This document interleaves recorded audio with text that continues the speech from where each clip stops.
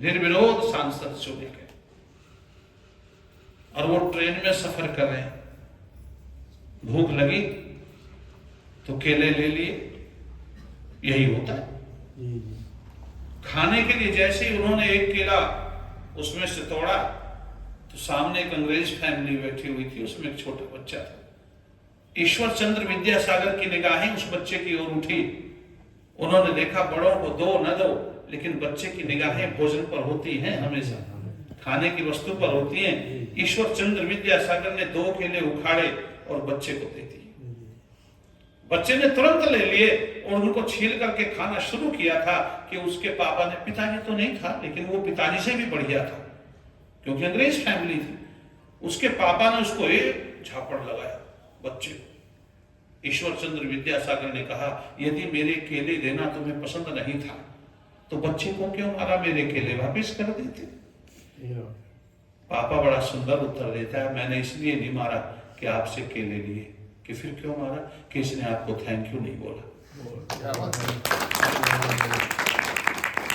अरे कोई हमें पानी का गिलास भी दे तो हमें उसका धन्यवाद बोलो। तो परमात्मा ने इतना कुछ दिया है, हम कितने महापापी हैं कि उसका धन्यवाद नहीं करते सुबह से हम। कितना पाप लगेगा हमें, ये विचार नहीं हमने कभी किया। इसलिए संध्या में हम क्या करते हैं, अपने आप का पवित्रीकरण होता है, थोड़ा उसका गुणानुवाद होता है कि आप ऐसे हैं, आप ऐसे हैं, उससे भी पुण्य मिलने वाला नहीं है। और फिर उस मांग पत्र रख देते हैं, फिर मंगते बन जाते हैं, मांगने लगते हैं। ये हमारी परिस्थिति संध्या में आ जाती है। इसलिए उसके न करने से, धन्यवाद न करने से पाप लगेगा और करने से पुण्य मिलने वाला। ये दुनिया की सबसे अलग थ्योरी है, जिसके न करने से तो पाप लगता है लेकिन करने से पुण्य, अलग थ्योरी है ये सबसे। दूसरा यज्ञ हम ब्रह्म यज्ञ, देव यज्ञ करते हैं। ब्रह्म यज्ञ के पश्चात ऋषि लिखते हैं कम से कम 32 आहुति दिन में दें, 16 प्रातःकाल, 16 सायंकाल। इससे अधिक करें तो और अच्छा है, लेकिन इतना तो हम क्यों लिखा? क्योंकि 16 आहुतियों में जो सामग्री और घृत डाला जाता है उससे जो वातावरण शुद्ध होता है, उसकी अपेक्षा जो 32 आहुति हम दिन में दे देंगे तो वातावरण में कुछ शुद्धि होगी। लेकिन शुद्धि से पहले तो तुमने उसको अशुद्ध कर दिया। शुद्धि क्यों कर रहे हो? कपड़े धोएंगे तब जब मैले हो जाएंगे, क्यों नहीं? या धुले धुलाई को धोएंगे आप? नहीं तो जब मैले हो जाएंगे तो धोएंगे ना। तो हमने पहले वातावरण को क्या किया? अशुद्ध किया, और बाद में हम शुद्ध करने के लिए घृत और सामग्री डाल रहे हैं, तो इससे पुण्य मिलने वाला थोड़ा ही है।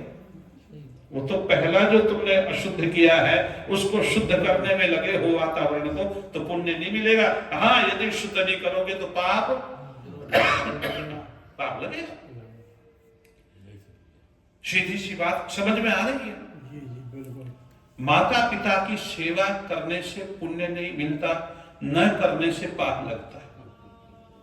इसके पीछे कारण कि उनका तो ऋण ही इतना है कि हम सारी जिंदगी सेवा करें तो नहीं उतरेगा। पुण्य की तो बात छोड़िए साहब, पुण्य की तो बात छोड़िए कि मुझे कुछ मिले, लेकिन उनका तो ऋण इतना है, इतना कर्ज मेरे ऊपर है, इतना एहसानात उसके हैं कि मैं उनको उतारते उतारते जीवन समाप्त करूं तो भी उनका ऋण नहीं उतरे। तो फिर आप पुण्य की क्या बात कर रहे हैं? और यदि माता पिता की सेवा नहीं करेंगे तो बोलो पाप लगेगा।